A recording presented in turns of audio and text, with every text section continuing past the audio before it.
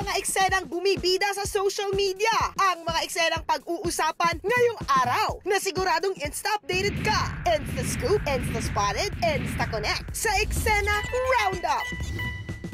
Insta-update! Sa kakatapos ng victory party ng FHM, maraming celebrity ang hindi rumampa at isa na nga rito si Max Collins. At ang kanyang dahilan, nakatanggap raw ng death threats ang super sexy na si Max. Insta-reveal! Meryl Soriano, umaming meron siyang bipolar disorder. Sabi niya, yes, because I'm bipolar, I have bipolar disorder. Naganap ang pag-amin niyang ito nang minsang may interview siya ng Pep.ph tungkol sa nangyari sa anak ng co-star niya sa isang TV project.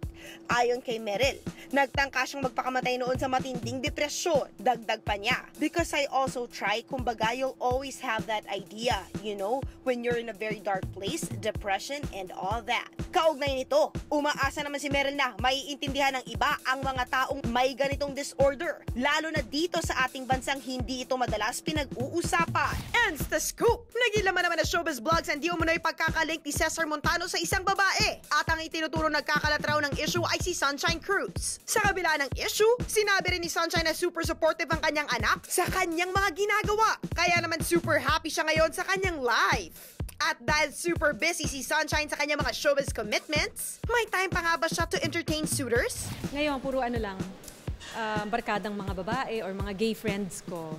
Sila yung lagi kong kasama, or my mom and my sisters and my kids.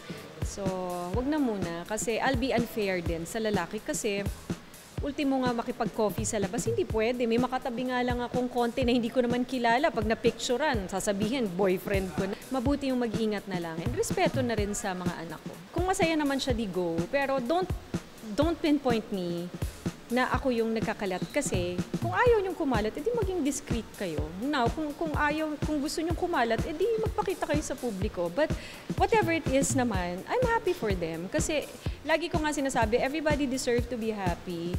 Insta-scoop! Raps Rants! Rap Salazar, umani ng suporta mula sa ilang singers matapos mag-post ng sentimiento sa Twitter. Ilang araw na nakalipas nang mag-tweet ang young singer ng I hate seeing artists lip-syncing on TV. May kasunod pa itong yung iba nagkaka-album pa. Patungkol di umano ang post niyang ito sa Jadine Love ni na James Reid at Nadine Lustre na nag-lip-sync sa kanilang Gold Record Award production number. Sinang-ayunan naman ito ni Gab Valenciano at pinayuhan pa si Rap ng do not apologize for your own personal opinions, especially ones as valid as yours. Say naman ang daddy ni Gab na si Gary V, kaugnay sa singers na kasinggaling ni Rap, talagang marunong kumanta pero hindi masyadong napapansin dahil nabibigyan talaga ng priority yung visually nakikita. Nagpahayag rin ng kanyang opinion about the issue ang singer at stage actor na si Gucci Lorenzana. Sabi niya, I think na tama naman si Rap. I have nothing against yung mga artists kasi artist din ako eh. Actor, singer din ako. So, naintindihan ko naman. But I feel that kailangan may mas malaki yung support na kailangan from everyone. Hindi lang yung tao, pero galing sa label din. For everybody to stop piracy and to support music because OPM is dying.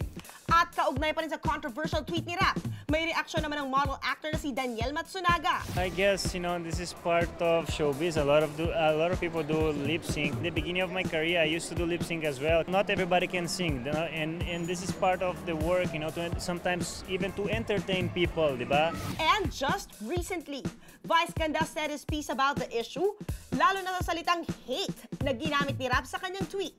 Sa article ng Pep.ph, sinabi niya, why will you hate people na wala namang nilalabag na batas? Hindi naman inapakan ng karapatang pantao mo. Pwede naman sigurong hindi mo magustuhan ng sistema pero wag namang i-hate. Sa parehong Pep.ph article, nagpahayag rin ng Broadway star na si Lea Salonga kaugnay sa issue.